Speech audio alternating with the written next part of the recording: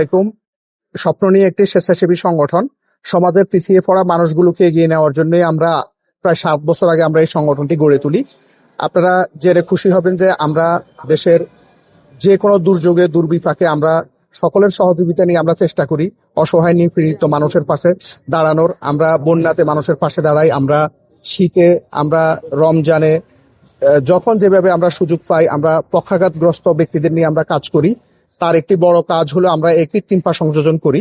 আমরা এই আজকে নিয়ে আমরা 173 জনকে আমরা কৃত্রিম পা সংযোজন করে দিয়েছি।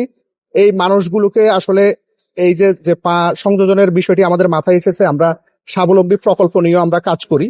তো এই মানুষগুলো একটি পা পেলে কিন্তু সে আর তার পরিবারের বোঝা হয় না, সে দেশের বোঝা হয় না, সে কিন্তু কর্ম করে তার পরিবারকে সে ইনকাম করে সে খাওয়াতে পারে।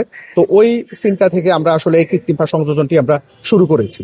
আমরা যাদেরকে কৃত্রিম পা সংযোজন করে দিই এরা একেবারে সমাজের প্রান্তিক লেভেলের লোক, যাদের পক্ষে কোনোভাবেই পা লাগানো সম্ভব হয় না।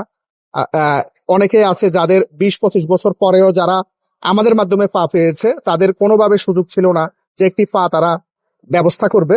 আর আমরা যখন কৃত্রিম পা সংযোজন করে দিই, আমরা যাদেরকে দিই আমরা তাদের কাছ থেকে একেবারেই কোনো পয়সা নিই না, ইভেন আমরা তাদেরকে থাকা খাওয়ারও ব্যবস্থা করে দিই। আর এখানে যারা পা লাগাতে আসে এরা বেশিরভাগই একেবারে নিম্ন আয়ের মানুষ। আর এই যে যে খরচের কথাটি আপনি বললেন, আমাদের আসলে আমাদের প্রতিষ্ঠানের সাথে একটা প্রাতিষ্ঠানিক চুক্তি আছে, যে পরিপ্রেক্ষিতে আমরা একেবারে অন্য স্থানের চেয়েও আমরা এখানে কম টাকায় আমরা পা লাগাই, আমরা এখান থেকে কিছু সুবিধা পাই।